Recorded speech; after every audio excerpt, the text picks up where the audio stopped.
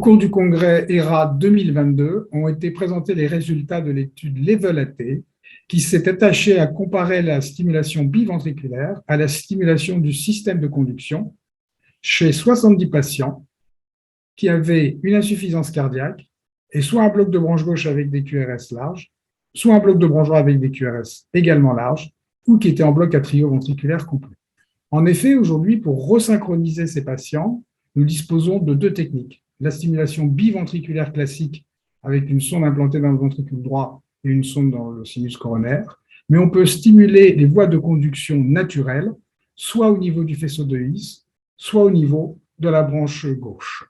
Cette étude avait pour but de comparer les modifications du temps d'activation du ventricule gauche, soit avec la stimulation biventriculaire, soit avec la stimulation du système physiologique. C'était donc une étude de non-infériorité qui a inclus 70 patients avec un suivi de 6 mois.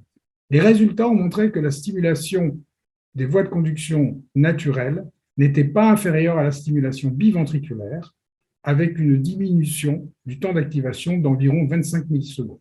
Il n'y avait pas non plus de différence en termes de remodelage ventriculaire, de classe NYHA ou de décès hospitalisation, mais il faut bien insister sur le fait que cette étude n'était pas assez puissante pour ces critères cliniques. Par contre, on a observé dans le groupe de la stimulation des voies de conduction un échec dans 23% des cas, ce qui a amené à implanter chez ces patients une stimulation biventriculaire. En conclusion, c'est une étude qui montre que la stimulation des voies de conduction n'est pas inférieure à la stimulation biventriculaire.